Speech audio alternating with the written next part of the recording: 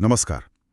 आज हम हिंदी साहित्य के एक ऐसे जुमले पर बात करने वाले हैं जिसे शायद हम सबने कभी ना कभी सुना या कहा जरूर है। कौन सा जुमला? अरे साहब, तब की बात और थी। ओह हाँ, बिल्कुल। ये जुमला हरिशंकर परसाई जी के एक व्यंग निबंध से निकला है जो 1966 में उनके संग्रह पगडंडियों का जमाना में छपा था। और आज भी उतना ही प्रासंगिक है। बिल्कुल। आज लगभग 60 साल बाद भी ये लाइन जिंदा है। तो आज की हमारी पड़ताल का मकसद सिर्फ इस निबंध को समझना नहीं है, नहीं। बल्कि ये जानना है कि हम अतीत को लेकर इतने दीवाने क्यों हैं। जब हम कहते हैं कि पहले का जमाना बहुत अच्छा था, तो हम आज की किस सच्चाई से मुंह चुरा रहे होते हैं। ये बहुत दिलचस्प सवाल है, क्योंकि परसाई जी सिर्फ एक मजेदार जुमला नहीं उछाल रहे थे। वो 1960 के दशक के भारत को देख रही थीं। एक नया नया आजाद देश जो उम्मीदों और समस्याओं दोनों से जूझ रहा था। सही बात है। और वो देख रही थीं कि कैसे लोग वर्तमान की चुनौतियों का सामना करने के बजाय एक काल्पनिक स्वर्ण युग की कहानियों में सुकून ढूंढ रहे थे। ये निबंध उसी मानसिकता पर एक बहुत तीखा हमला है। मतलब ये एक तरह का एस्केपिज्म है, पलायनवाद, आज की मुश्किलों से भागकर अतीत की आरामदायक गोद में छिप जाना। बिल्कुल। और ये पलायन सिर्फ आलस नहीं है, इसके पीछे गहरा डर भी है। डर किस चीज का? वर्तमान की समस्याओं का। वो जटिल होती हैं, उन्हें समझने और सुलझाने के लिए मेहनत लगती है। जैसे आज की महंगाई, बेरोजगारी। हाँ, सामाजिक तनाव, ये सब मुश्किल सवाल है। और अतीत, खासकर हमारी यादों का अतीत, वो बहुत सरल और सुंदर लगता है। हाँ, यादों में तो सब अच्छा ही लगता है। तो तब सब अच्छा था कहना इन मुश्किल सवालों से बचने का सबसे आसान, कह सकते हैं, एक बौद्धिक शॉर्टकट है। परसाई इसी बौद्धिक बेईमानी पर चोट कर रहे हैं। तो चलिए परसाई जी के ही औजारों से इस बौद्धिक बेईमानी की परतें उधेड़ते हैं। हाँ, जरूर। उन्होंने अपने निबंध में कुछ रोजमर्रा के उदाहरण दिए हैं जो इस मानसिकता की पोल खोल देते हैं। पहला और सबसे आम उदाहरण वो चोरी डकैती को लेकर देते हैं। हाँ, जैसे कोई कहता है आजकल तो जमाना बहुत खराब हो गया है, दिन दहाड़े लूट हो जाती है। और सामने से तुरंत कोई बुजुर्ग या नॉस्टैल्जिक इंसान कह उठता है, अरे तब की बात और थी, हमारे जमाने में तो लोग घरों में ताला तक नहीं लगाते थे। ये तो मैंने 100 बार सुना है। और इस पर परसाई का सवाल इतना सरल और सीधा है कि वो पूरी दलील की हवा निकाल देता है। क्या सवाल है? वो पूछते हैं, अच्छा तो क्या पहले चोर नहीं होते थे? हाँ। या फिर चोर इतने ईमानदार और शरीफ थे कि खुला दरवाजा देखकर सोचते थे नहीं नहीं, ये घर तो खुला है, यहाँ चोरी करना उसूलों के खिलाफ है। हाँ, या शायद चोरों की भी अपनी एक मर्यादा थी। बिल्कुल। जाहिर है ये एक बेतुका तर्क है, परसाई यही तो दिखा रहे हैं। लोग ताला नहीं लगाते थे, इसका मतलब ये नहीं कि समाज में अपराध नहीं था। तो फिर क्या मतलब था? इसके कई और कारण हो सकते हैं। शायद लोगों के पास चुराने लायक कीमती सामान ही कम था, या फिर गांव मोहल्ले इतनी छोटे होते थे कि हर कोई एक दूसरे को जानता था, एनोनिमिटी नहीं थी। हाँ, तो चोर को पकड़ना आसान था। बिल्कुल। लेकिन हम इन सब जटिल वजहों को छोड़कर उसे सीधे सीधे ईमानदारी का सर्टिफिकेट दे देते हैं। ये बहुत दिलचस्प नुक्ता है। यानी हम अपनी सुविधा के हिसाब से तथ्यों को चुनते हैं। सही बात। और ये सतही सोच सिर्फ दरवाजे के ताले तक नहीं रुकती, ये घर की चारदीवारी के अंदर तक पहुंच जाती है, खासकर जब बात महिलाओं की होती है। हाँ, वो दूसरा सबसे आम ताना है जो अक्सर सुनने को मिलता है। क्या? आजकल की लड़कियां तो बहुत बिगड़ गई हैं। और इसका क्लासिक जवाब क्या होता है? अरे भाई, तब की बात और थी, पहले तो लड़कियां घर की दहलीज भी नहीं लांघती थीं। हाँ। पर परसाई का जवाब यहां भी उतना ही तीखा है। आपको क्या लगता है, वो इस जवाब से किस पाखंड पर हमला कर रही हैं? वो सीधे सीधे उस सोच पर हमला कर रही हैं जो महिलाओं की आज़ादी को बिगड़ना और उनके बंधन को संस्कार मानती है। अच्छा। जब कोई कहता है कि पहले लड़कियां घर से बाहर नहीं निकलती थीं, तो वो इसे एक गुड़ की तरह पेश कर रहा है। परसाई पूछती हैं, तो क्या वो घर के अंदर ही बिगड़ जाती थीं? वाह।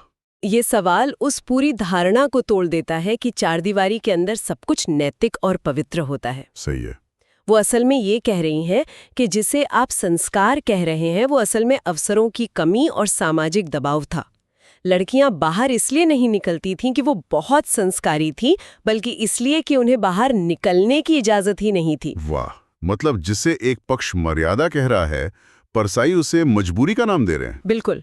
और ये पाखंड तो शायद सबसे ज्यादा राजनीति में नजर आता है, वो पहले के नेता वाली बात। हाँ, ये तो अमर है। आजकल के नेता तो चोर हैं, महाभ्रष्ट है। और जवाब आता है, तब थी बात और थी। पहले के नेता तो सादा जीवन, उच्च विचार वाले होते थे, जमीन पर सोते थे, देश की सेवा करते थे। इस पर परसाई का तर्क तो कमाल का है। वो कहते हैं कि तो क्या इसका मतलब ये है कि पहले के नेता चोरी नहीं करते थे, बस इतनी सफाई से करते थे कि किसी को पता नहीं चलता था? हाँ। मुझे लगता है ये सवाल सिर्फ नेताओं पर नहीं बल्कि हम पर भी है, जो ऐसी आदर्शवादी छवि बना लेते हैं। आपका क्या ख्याल है? ये बहुत अच्छा सवाल है। मेरे ख्याल से उनका निशाना हम लोग ज्यादा है। हम लोग? कैसे? वो ये पूछ रही हैं कि क्या वाकई पहले के लोग ज्यादा नैतिक थे या फिर हमारे पास सच्चाई जानने के साधन कम थे? अच्छा, मतलब? आज हमारे पास 2400 घंटे का मीडिया है, सोशल मीडिया है, सूचना का अधिकार है, विसल ब्लोअर है, जिससे चीजें बहुत जल्दी सामने आ जाती हैं। बिल्कुल। परसाई हमें ये सोचने पे मजबूर करती हैं कि जिसे हम अतीत की ईमानदारी समझ रहे हैं, कहीं वो सिर्फ जानकारी की कमी या अतीत का अंधेरा तो नहीं था। यानी मुद्दा इंसान के चरित्र का नहीं बल्कि पारदर्शिता और सूचना के प्रवाह का है। हाँ, मानव स्वभाव तो शायद तब भी वैसा ही था। मौके और साधन बदलते हैं, मूल प्रवृत्तियां नहीं। बिल्कुल। परसाई यही कह रही हैं कि हर युग में अच्छे बुरे लोग होते हैं। अतीत को पूरी तरह पाक साफ मान लेना और वर्तमान को पूरी तरह भ्रष्ट मान लेना, दोनों ही चीजें सच से मुंह मोड़ना है। सही कहा। अब तक के सारे उदाहरण एक सामाजिक पाखंड की बात करते हैं, लेकिन शिक्षा वाले उदाहरण में परसाई का व्यंग एक बहुत ही कड़वी सच्चाई पर साकर खत्म होता है ना? हाँ, और यही इस निबंध की सबसे बड़ी ताकत है। मुझे भी ये निबंध का सबसे विस्फोटक हिस्सा लगता है। यहाँ वो सिर्फ यादों की बात नहीं कर रही हैं, वो सीधे सीधे उस सामाजिक संरचना पे सवाल उठा रही हैं जिसे हम गौरवशाली अतीत कहते हैं। बिल्कुल। आम शिकायत है आजकल शिक्षा का स्तर बहुत गिर गया है, बच्चों को कुछ आता जाता नहीं। और जवाब मिलता है, तब की बात और थी। पहले गुरुकुल में पढ़ाई होती थी। गुरु जो पढ़ा देते थे वो पत्थर की लकीर हो जाता था। जब मैंने पहली बार परसाई का जवाब पढ़ा तो मैं सच में चौंक गया था। क्या था उनका जवाब? उनका जवाब कि हाँ, गुरुकुल में पढ़ाई होती थी, लेकिन सिर्फ ब्राह्मणों के लिए, बाकी समाज तो अनपढ़ ही रहता था। ये तो पूरे तर्क को ही पलट देता है। ये सिर्फ व्यंग नहीं, ये तो इतिहास का एक कड़वा सच है। एकदम एकदम। ये एक ही वार में पूरे स्वर्ण युग के विचार को ध्वस्त कर देता है। सही बात है। यहाँ वो सिर्फ मजाक नहीं कर रही हैं, बल्कि एक बेहद चुभने वाली सामाजिक सच्चाई सामने ला रही हैं। वो हमें ये पूछने पर मजबूर करती हैं कि जब आप कहते हैं तब की बात और थी, तो ये पूछना भी जरूरी है कि वो तब किसके लिए अच्छा था। वो स्वर्णयुग किसके लिए था? जाहिर है वो उन करोड़ों लोगों के लिए स्वर्ण युग नहीं था जिन्हें शिक्षा और सम्मान के अधिकार से ही वंचित रखा गया था। परसाई हमें याद दिलाती हैं कि जिसे हम परंपरा कहकर याद करते हैं, वो अक्सर भेदभाव और असमानता पर आधारित एक व्यवस्था थी। तो इन सभी उदाहरणों को तोड़ने के बाद परसाई का आखिरी संदेश क्या है? वो हमें किस नतीजे पर पहुंचाना चाहते हैं? वो हमें उस चक्र के बारे में बताती हैं जिसमें हम सब फंसे हुए हैं। चक्र? हाँ, निबंध के आखिर में वो लिखती हैं, तब की बात और थी, इसलिए आज की बात को छोड़ दो। लेकिन आज की बात भी कल तब हो जाएगी और तब भी कोई कहेगा तब की बात और थी। अरे वाह! ये एक कभी न खत्म होने वाला सिलसिला है। हर पीढ़ी अपनी पिछली पीढ़ी को आदर्श मानती है और अपनी अगली पीढ़ी को बिगड़ा हुआ समझती है। लेकिन एक सवाल मन में आता है, क्या हर तरह की नॉस्टैल्जिया या अतीत को याद करना बुरा है? नहीं नहीं, बिल्कुल नहीं। क्या आपने अतीत की अच्छी बातों को याद करने में कोई हर्ज है? यहाँ एक बहुत जरूरी सवाल है। स्वस्थ नॉस्टैल्जिया हमें हमारी जड़ों से जोड़ता है, हमें पहचान देता है। पर परसाई जिस चीज पर हमला कर रही हैं, वो है हथियारबंद नॉस्टैल्जिया। हथियारबंद नॉस्टैल्जिया? ये क्या है? मतलब जब आप अतीत के एक काल्पनिक साफ सुथरे संस्करण का इस्तेमाल वर्तमान पर हमला करने, बदलाव रोकने और आज की अपनी जिम्मेदारियों से भागने के लिए करते हैं। भागने का तरीका, ये सही शब्द है। हाँ, और मैं इसमें एक और बात जोड़ना चाहूंगी।